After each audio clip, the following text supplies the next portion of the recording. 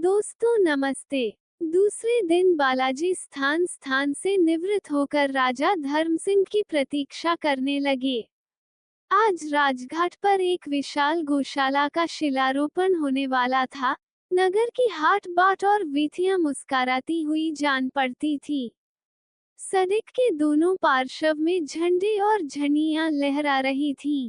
गृहद्वार फूलों की माला पहने स्वागत के लिए तैयार थे, क्योंकि आज उस स्वदेश प्रेमी का शुभ आगमन है, जिसने अपना सर्वस्व देश के हित बलिदान कर दिया है।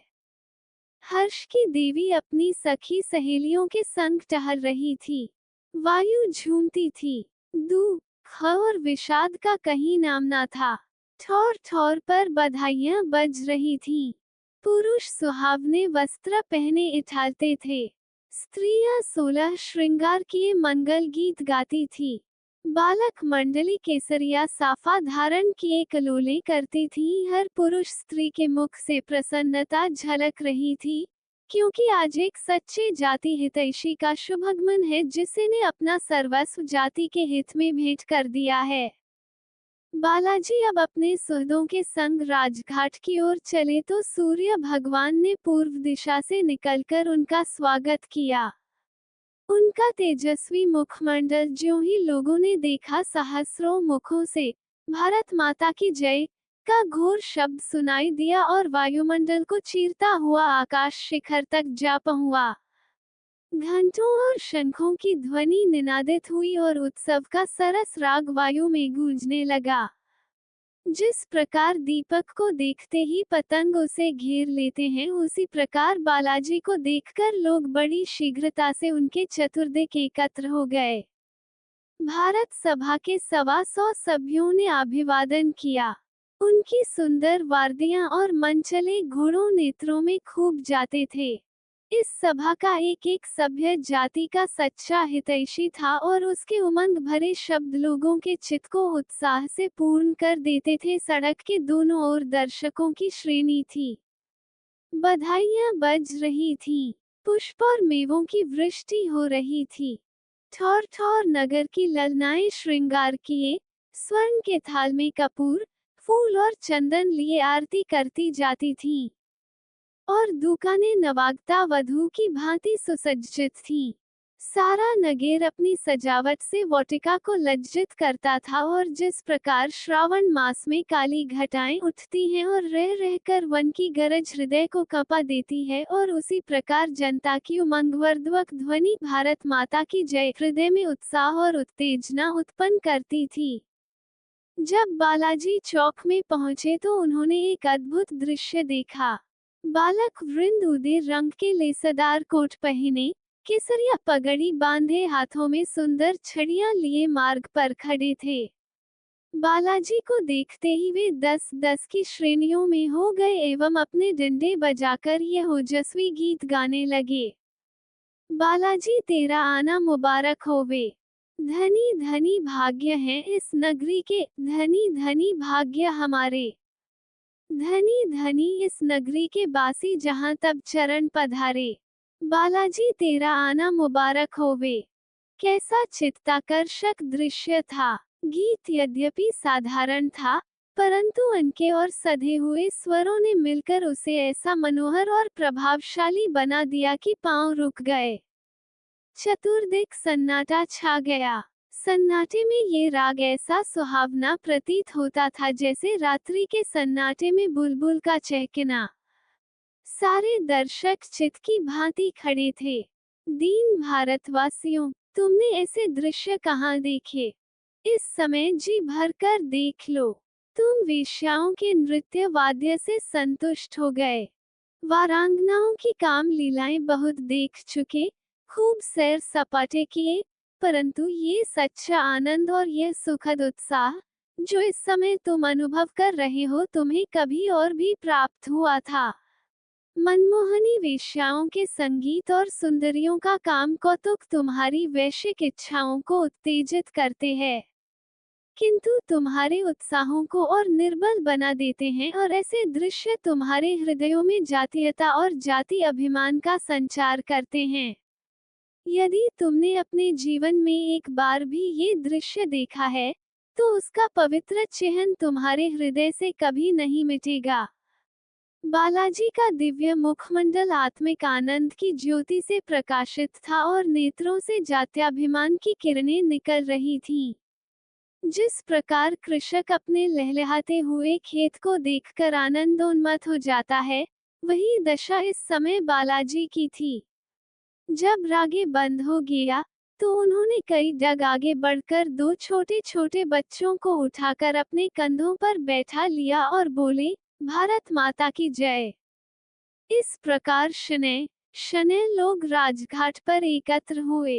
यहाँ गौशाला का एक गगनस्पर्शी विशाल भवन स्वागत के लिए खड़ा था। आंगन में मखमल का बिछावन बिछा हुआ था। गृहद्वार और स्तंभ फूल पत्तियों से सुसज्जित खड़े थे। भवन के भीतर एक सहस गायें बंधी हुई थीं। बालाजी ने अपने हाथों से उनकी नौदों में खली भूसा डाला, उन्हें प्यार से थपकियां दी। एक विस्तृत गृह में संगमर का अष्टभुज कुंड बना हुआ था। वह दूध से परिपूर्ण था। बालाजी ने एक चुल्लू दूध लेकर नेत्रों से लगाया और पान किया। अभी आंगन में लोग शांति से बैठने भी न पाए थे, कई मनुष्य दौड़े हुए आए और बोल, पंडित बदलू शास्त्री, सेठ उत्तमचंद्र और लाला माखनलाल बाहर खड़े कोलाहल मचा रहे हैं और कहते हैं कि हमको बालाजी से दो दो बातें कर लेने दो। बदलू शास्त्री काशी के विख्यात पंडित थे। सुंदर चंद्र तिलक लगाते, हरी बनात का अंगरखा परिधान करते और बसंती पगड़ी बांधत थे। उत्तमचंद्र और माखनलाल दोनों नगर के धनी और लक्षाधीश मनुष्य थे। उपाधि के लिए सहस्रों व्यय करते और मुख्य पदाधिकारियों का सम्मान और सत्कार करना अपना प्रधान कर्तव्य जानते थे। इन महापुरुषों का नगर के मनुष्यों पर बड़ा दबाव था। बदलू शास्त्री जब कभी शास्त्रीर्थ करते, तो संदेह प्रतिवादी की पराजय होती। विशेषकर काशी के पंडे और प्रागवाल तथा इसी पंथ के अन्य धामिरकज तो उनके पसीने की जगह रुधिर बहाने का उद्यत रहते थे। शास्त्री जी काशी में हिंदू धर्म के रक्षक और महान स्तंभ प्रसिद्ध थे। उत्तमचंद्र और माखनलाल भी धार्मिक उत्साह की मूर्ति थे। ये लोग बहुत दिनों से बालाजी से शास्त्रार्थ करने का अवसर ढूंढ रहे थे। आज उनका मनोरथ पूरा हुआ। पंडों और प्रागवालों का एक दल लिए आ पहुंचे। बालाजी ने इन महात्मा के आने का समाचार सुना तो बाहर निकल आए, परंतु यहाँ की दशा विचित्र पाई। उभय पक्ष के लोग लाठियां संभाले अंगरखे की बाहें चाय गुथने का उद्यत थे। शास्त्री जी प्रागवालों को भिड़ने के लिए ललकार रहे थे और सेठ जी उच्च स्वर से कह रहे थे कि इन शूद्रों की धज्जियां उड़ा दो, अभियोग चलेगा तो देखा जाएगा, तुम्हार बाल बौका न होने पाएगा। माखनलाल साहब गला फाड़ फाड़ कर चिल्लाते थे कि निकल आए जिसे कुछ अभिमान हो, प्रत्येक को सब्ज बाग दिखा दूंगा। बालाजी ने जब ये रंग देखा तो राजा धर्मसिंह से बोले, आप बदलू शास्त्री को जाकर समझा दीजिए कि वह इस दुष्टता को त्याग दे, अन्यथा दोनों पक्ष वालों की हानि होगी और जगत में उपहास होगा सो अलग। राजा साहब के नेत्रों से अग्नि बरस रही थी। बोले, इस पुरुष से बातें करने में अपनी अप्रतिष्ठा समझता हूँ। उसे प्रागवालों के समूहों का अभिमान है, परंतु मैं आज उसका सारा मद चूर्ण कर देता हूँ। उनका अभिप्राय इसके अतिरिक्त और कुछ नहीं है कि वे आपके ऊपर वार करें, पर जब तक मैं और मरे पौत्र जीवित हैं तब तक कोई आपकी ओर कुदृष्टि से नहीं देख सकता। आपके एक संकेत मात्र की देर है, मैं पलक मारते उन्हें इस दुष्टता का स्वाद चखा दूंगा। बालाजी जान गए कि यह वीर उमंग में आ गया है। राजपूत जब उमंग में आता है तो उसे मरने मारने का अतिरिक्त और कुछ नहीं सूझता। बोले, राजा साहब, आप दूरदर्शी होकर ऐसे वचन कहते हैं, यह अवसर ऐसे वचनों का नहीं है। आगे बढ़कर अपने आदमियों को रोकिए, नहीं तो परिणाम बुरा होगा। बालाजी यह कहते कहते अचानक रुक गए। समुद्र की तरंगों का भांति लोग इधर उधर से उमड़ते चले आते थे। हाथों में लाठियां थी और नेत्रों में रुधिर की लाली, मुखमंडल क्रुद्ध भरी कुटी कुटिल। देखते देखते ये जन समुदाय प्रागवालों के सिर पर पहुंच गया। समय सन्निकट था कि लाठियां सिर को चुमे कि बालाजी विद्युत की भांति लपककर एक घोड़े पर सवार हो गए और अति उच्च स्वर में बोले, भाइयों, क्या अंधेर है? यदि मुझे अपना मित्र समझते हो तो झटपट हाथ नीचे कर लो और पैरों को 1 इंच भी आगे न बढ़ने दो। मुझे अभिमान है कि तुम्हारे हृदयों में वीरोचित क्रोध और उमंग तरंगित हो रहे हैं। क्रोध एक पवित्र उद्वेग और पवित्र उत्साह है, परंतु आत्मा संवरण उससे भी अधिक पवित्र धर्म है। इस समय अपने क्रोध को दृढ़ता से रोको। क्या तुम अपनी जाति के साथ कुल का कर्तव्य पालन कर चुके कि इस प्रकार प्राण विसर्जन करने पर कटिबद्ध हो? क्या तुम दीपक लेकर भी कूप में गिरना चाहते हो? ये वो लोग तुम्हारे स्वदेश बांधव और तुम्हारे ही रुधिर हैं। उन्हें अपना शत्रु मत समझो। यदि वे मूर्ख हैं तो उनकी मूर्खता का निवारण करना तुम्हारा कर्तव्य है। यदि वे तुम्हें अपशब्द कहें तो तुम बुरा मत मानो। यदि ये तुमसे युद्ध करने को प्रस्तुत हो तुम नम्रता से स्वीकार कर दो और एक चतुर वैद्य की भांति अपने विचारहीन रोगियों की औषधि करने में तल्लीन हो जाओ। मेरी इस आशा के प्रतिकूल यदि तुम में से किसी ने हाथ उठाया तो वह जाति का शत्रु होगा। इन समुचित शब्दों से चतुर्दिक शांति छा गई।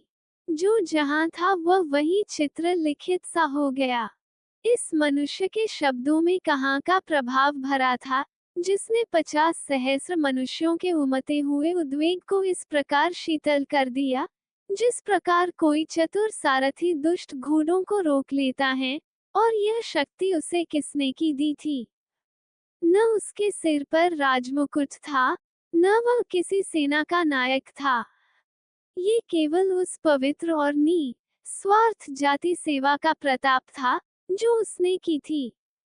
स्वजाति सेवक के मान और प्रतिष्ठा का कारण वे बलिदान होते हैं जो वह अपनी जाति के लिए करता है। पंडों और प्रागवालों ने बालाजी का प्रतापवान रूप देखा और स्वर सुना, तो उनका क्रोध शांत हो गया। जिस प्रकार सूर्य के निकलने से कोहरा आ जाता है उसी प्रकार बालाजी के आने से विरोधियों की सेना तितर बितर हो गई। बहुत से मनुष्य जो उपद्रव के उद्देश्य से आए थे, श्रद्धापूर्वक बालाजी के चरणों में मस्तक झुका उनके अनुयायियों के वर्ग में सम्मिलित हो गए। बदलू शास्त्री ने बहुत चाहा कि वह पंडों के पक्षपात और मूर्खता को उत्तेजित करे, किंतु सफलता न हुई। उस समय बालाजी ने एक परम प्रभावशाली वक्तृता दी जिसका एक एक शब्द आज तक सुनने वालों के हृदय पर अंकित है और जो भारतवासियों के लिए सदा दीप का काम करेगी। बालाजी की वक्तृताएं प्रायः सारगर्भित हैं, परंतु वह प्रतिभा, वह उस जिससे यह वक्तृता अलंकृत है, उनके किसी व्याख्यान में दिख नहीं पड़ते। उन्होंने अपने वाक्यों के जादू से थोड़ी ही देर में पंडों को अइरों और पासियों से गले मिला दिया। उस वक्तृता के अंतिम शब्द थे, यदि आप दृढ़ता से कार्य करते जाएंगे तो अवश्य एक दिन आपको अभीष्ट सिद्धि का स्वर्ण स्तंभ दिखाई देगा। परंतु धैर्य को कभी हाथ से न जाने देना। दृढ़ता बड़ी प्रबल शक्ति है। दृढ़ता पुरुष के सब गुणों का राजा है। दृढ़ता वीरता का एक प्रधान अंग है। इसे कदापि हाथ से न जाने देना। तुम्हारी परीक्षाएं होंगी। ऐसी दशा में दृढ़ता के अतिरिक्त कोई विश्वासपात्र पथ प्रदर्शक नहीं मिलेगा। दृढ़ता यदि सफल न भी हो सके तो संसार में अपना नाम छोड़ जाती है। बालाजी ने घर पहुंचकर समाचार पत्र खोला, मुख पीला हो गया और सकरुण हृदय से एक ठंडी सांस निकल आई। धर्म सिंह ने घबराकर पूछा, कुशल तो है? बालाजी सदिया में नदी का बांध फट गया, बस साहस मनुष्य गृहहीन हो गए। धर्म सिंह हो, बालाजी सहस्रों मनुष्य प्रवाह की भेंट हो गए। सारा नगर नष्ट हो गया। घरों की छतों पर नावें चल रही हैं। भारत सभा के लोग पहुंच गए हैं और यथाशक्ति लोगों की रक्षा कर रहे हैं, किंतु उनकी संख्या बहुत कम है। धर्म सिंह सजनन होकर, हे ईश्वर, तू ही इन अनाथों को नाथ है। गई 3 घंटे तक निरंतर मूसलाधार पानी बरसता रहा। 16 इंच पानी गिरा। नगर के उत्तरी विभाग में सारा नगर एकत्र है। न रहने को गृह है, न खाने को अन्न। शव की राशियां लगी हुई हैं, बहुत से लोग भूखे मर जाते हैं। लोगों के विलाप और करुणा क्रंदन से कलेजा मुंह को आता है। सब उत्पात पीड़ित मनुष्य बालाजी को बुलाने की रट लगा रहे हैं। उनका विचार यह है कि मेरे पहुंचने से उनके दुख दूर हो जाएंगे। कुछ काल तक बालाजी ध्यान में मग्न रहे, तत्पश्चात बोले, मेरा जाना आवश्यक है। मैं तुरंत जाऊंगा। आप सदियों की भारत सभा की तार दे दीजिए कि वह इस कार्य में मेरी सहायता करने को उद्यत रहें। राजा साहब ने सविनय निवेदन किया, आज्ञा हो तो मैं चलूं।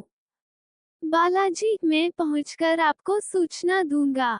मेरे विचार में आपके जाने की कोई आवश्यकता न होगी। धर्म सिंह, उत्तम होता कि आप प्रातः काल ही जाते। बालाजी, नहीं, मुझे यहाँ एक क्षण भी ठहरना कठिन जान पड़ता है।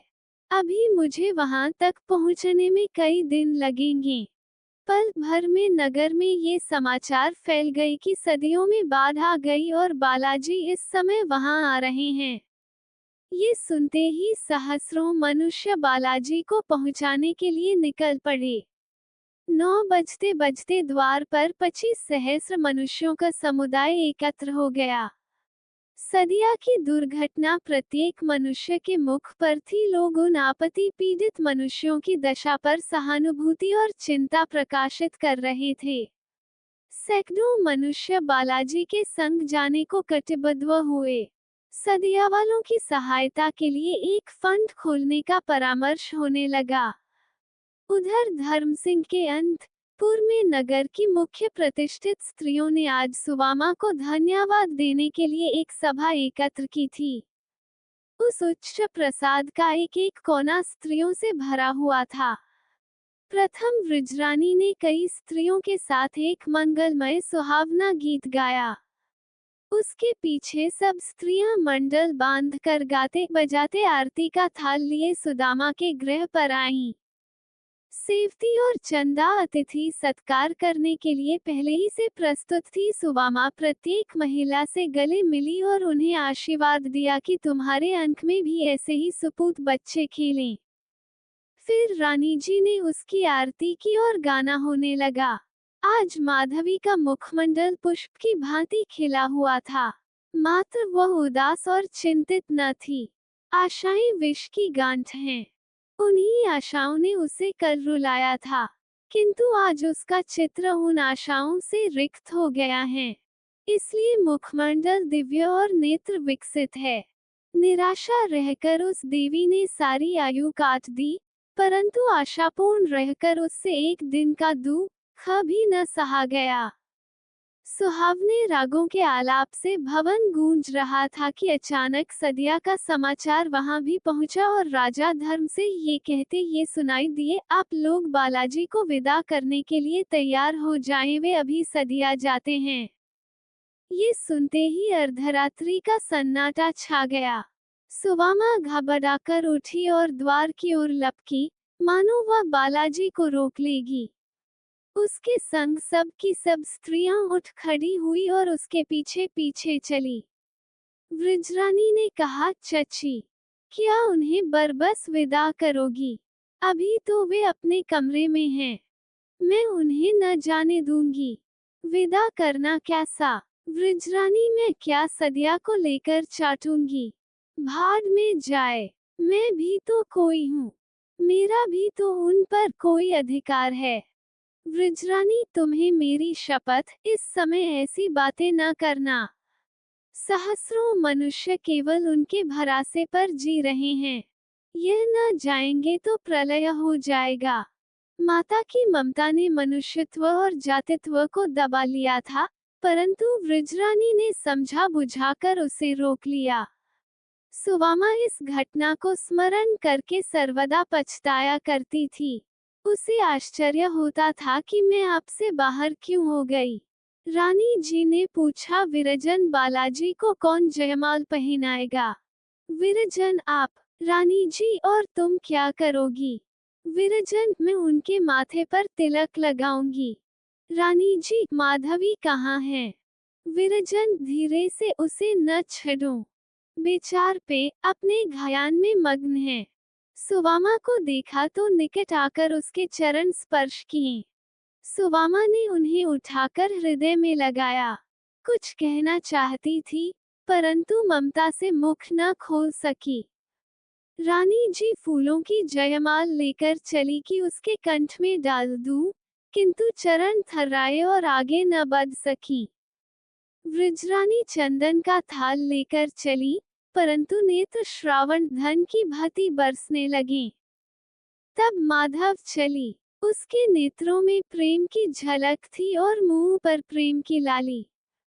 अधरों पर महीनी मुस्कान झलक रही थी और मन प्रेमोन्माद में मग्न था। उसने बालाजी की ओर ऐसी चितवन से देखा जो अपार प्रेम से भरी हुई। तब सिर नीचा करके फूलों की जयमाला उसके गले में डाली। ललाट पर चंदन का तिलक लगाया। लोक संस्कार की न्यूनता, वो भी पूरी हो गई। उस समय बालाजी ने गंभीर सांस ली। उन्हें प्रतीत हुआ कि मैं अपार प्रेम के समुद्र में वहां जा रहा हूँ। धैर्य का लंगर उठ गया और उसे मनुष्य की भांति जो अकस्मात जल में फिसल पड़ा हो, उन्होंने माधवी की बाह पकड़ ली।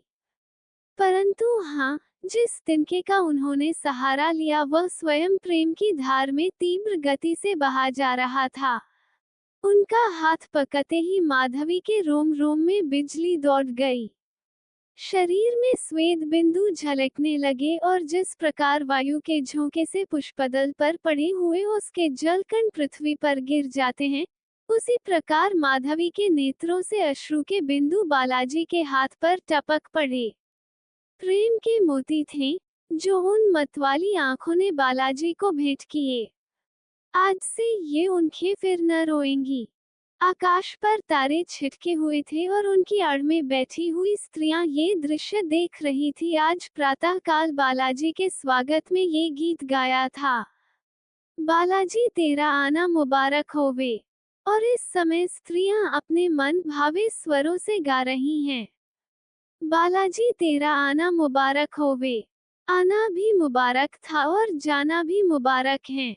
आने के समय भी लोगों की आंखों से आंसू निकले थे और जाने के समय भी निकल रहे हैं। कल वे नवागत के अतिथि स्वागत के लिए आए थे, आज उसकी विदाई कर रहे हैं। उनके रंग रूप सब पूर्ववत है, परंतु उनमें कितना अंतर है।